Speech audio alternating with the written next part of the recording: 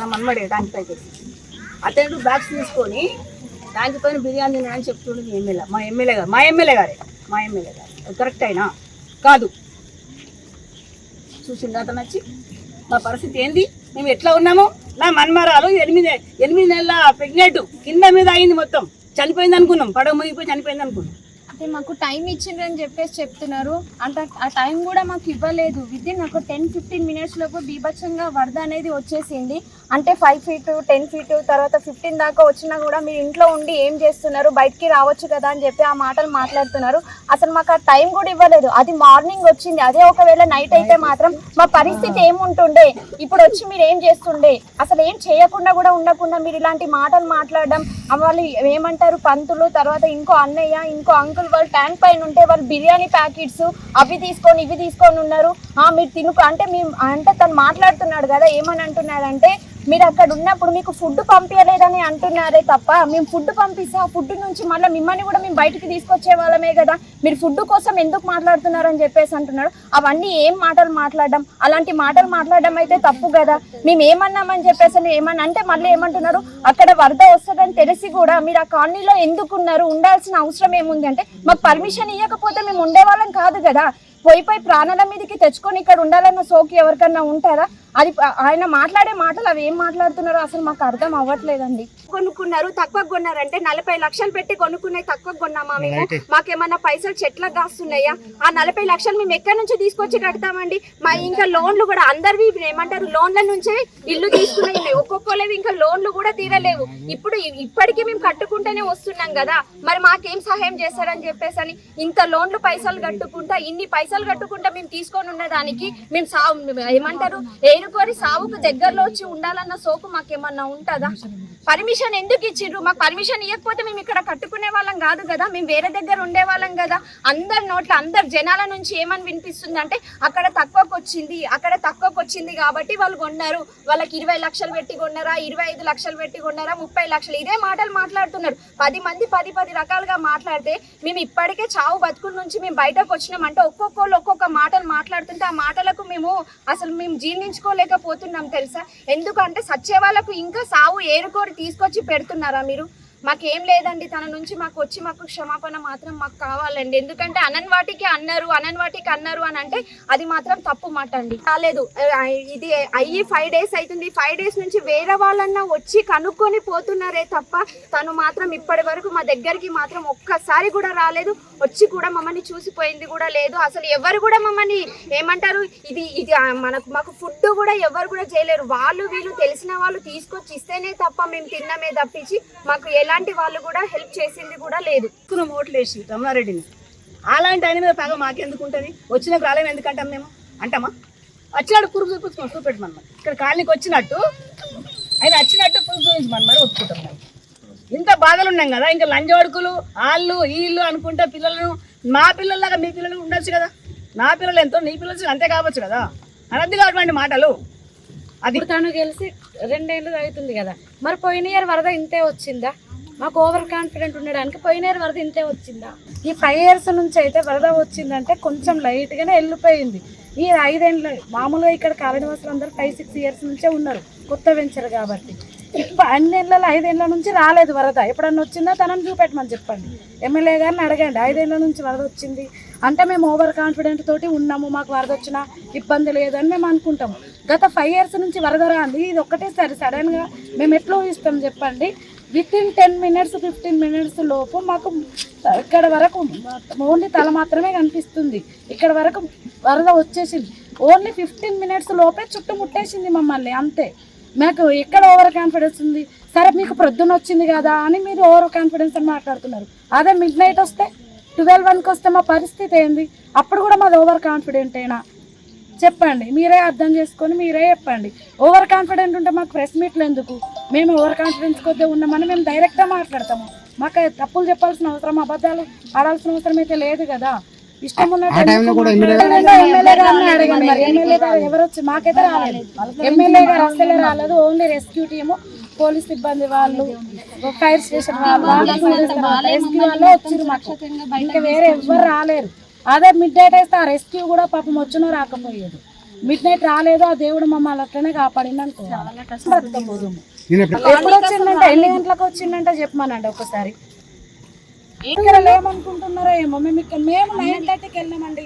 Rescue team మమ్మల్ని 9:30కి తీసుకెళ్ళింది. మేము పైన ఫ్లోర్లోనే ఉన్నాము. రెస్క్యూ టీం 9:30కి తీసుకెళ్ళింది. అప్పటి వరకు అసలు వెనకాల చుట్టుపక్కల ఎవ్వరూ లేరు. కావాలంటే సీసీటీవీ ఫుటేజ్లు అవి ఉంటాయి కదా, చెక్ చేసుకోమని చెప్పండి. తను వచ్చిండో రాలేడో తనకే తెలుస్తుంది. ఎమ్మెల్యే గారు చేయకున్నా సరే కానీ ఇలా అమర్యాదగా మాట్లాడడం మాత్రం చాలా తప్పు. అందరినీ కించపరిచినట్టు అయింది. మహిళలను, ముఖ్యంగా మహిళలు మేము ఇప్పుడు ఎలా సఫర్ అవుతున్నామో దానికంటే నూతిలో పడ్డోళ్ళ మీద 100 రాళ్ళు వేసినట్టు ఉన్నది ఇప్పుడు మా పరిస్థితి. ఆ మాటలతోనే మాకు ఇంకా ఇదైపోతున్నది. అలాంటి మాటలు మాట్లాడడం మాత్రం చాలా తప్పు. తను ఖచ్చితంగా క్షమాపణ కోరాలి. ఎలాంటి సహాయం చేయకున్నా సరే, తర్వాత తన దగ్గర ఓట్లు వేయకున్నా పర్వాలేదని అంటున్నారు కదా, తను గడ్డెక్కి కూర్చున్నాడు. తను ఇప్పుడు ఒక పొజిషన్లో ఉన్నాడు, అలాగే మాట్లాడతారు. ఎవరైనా పొజిషన్లో వచ్చాక అలాగే మాట్లాడతారు. కానీ మమ్మల్ని మాత్రం అమర్యాదగా మాట్లాడినందుకు మాకు క్షమాపణ ఖచ్చితంగా చెప్పాలా. ఆయన సహాయ సహకారం అన్ని పోయాయి అనుకుంటాము, ఏదో బ్రతుకుతాము. మా ప్రాణాలు బ్రతికాయని మేము అనుకుంటున్నాం. ప్రాణాలతో ఉన్నాము కాబట్టి సంతోషం. పిల్లలకు మేము అందరము ప్రాణాలు దక్కాయని సంతోషపడుతున్నాం. కానీ ఇలాంటి మాటలు మమ్మల్ని మాట్లాడి కించపరిచారు బాగా. రెస్క్యూ టీం వాళ్ళకి చెప్పామా, మేము రండి ఈ సహాయం చేయండి అని చెప్పామా, వాళ్ళు వచ్చారు. ఇంకా వేరే వాళ్ళు ఎంతమంది వచ్చి హెల్ప్ చేశారు, వాళ్ళకి చెప్పామా. మా పొజిషన్ ఎలా ఉంది అప్పుడు, మా ఇంట్లో వాళ్ళకి వేరే వాళ్ళకి బయట ఉన్న వాళ్ళకి కాల్ చేసి చెప్పేంత అవకాశం కూడా లేకపోయింది. బిల్డింగ్ పైన నిల్చున్నామంటే అర్థం చేసుకోండి. చెప్తారా అండి ఆపదకి? ఇదేమైనా ఫంక్షనా ఇన్వైట్ చేయడానికి? కావాలన్న నాయకుడే. మేము ఇష్టపూర్వకంగా ఓట్లేసి గెలిపించుకున్నాము. ఆయన ఒక హీరో లాగా ట్రీట్ చేసుకున్నాం. మేము ఒక హీరో లాగా అనుకున్నాము. కానీ అలాంటి వ్యక్తి ఇప్పుడు ఇలా మాట్లాడాడంటే చాలా ఇక హర్ట్ అయిపోయారు అందరు.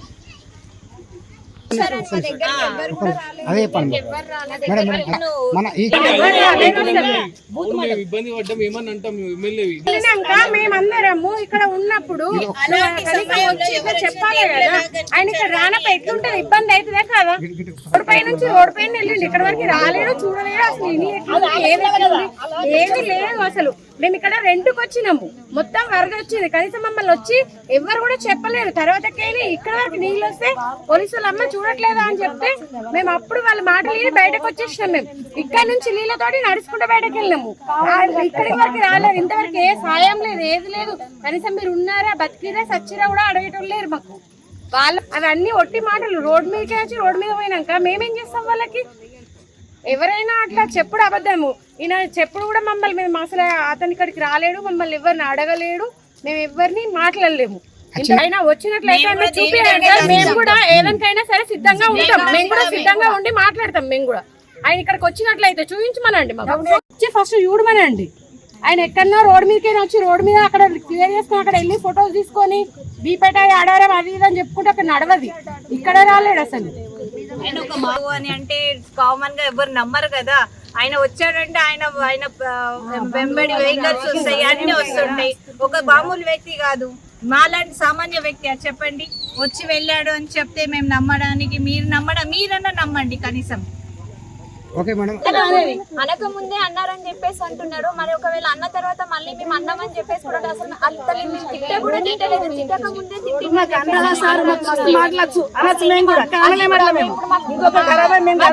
రాలేడు కాబట్టి ఇప్పుడు తిట్టే హక్కు మాకు ఉంది. మాకు లేదా? ఇప్పుడు గెలిపించినాం కాబట్టి తిట్టే హక్కు కూడా ఉంది కదా. ఆయన ఆనందానికి అన్నారని చెప్పేసి అని అలాంటి మాటలు ఎట్లా మాట్లాడతాడు? లంజవడక అది ఇది అని చెప్పేసి అని మేము అతను ఎందుకంటాము? అనాల్సిన అవసరం మాకేముందని. మా దగ్గరకు వచ్చి చూస్తేనే కదా తెలుస్తుంది. ఇక్కడ ఒక లేడీ, ప్రెగ్నెంట్ లేడీ కూడా ఉంది. ఉంటే తను ఏమని మాట్లాడుతున్నాడు? ఆ కాలనీలో ఆమె ఒక్కతే ఉందా, వేరే కాలనీలో కూడా ఉంది అని చెప్పేసి అంటే ఆమె పొజిషన్ వచ్చి చూస్తే తెలుస్తుండే కదా.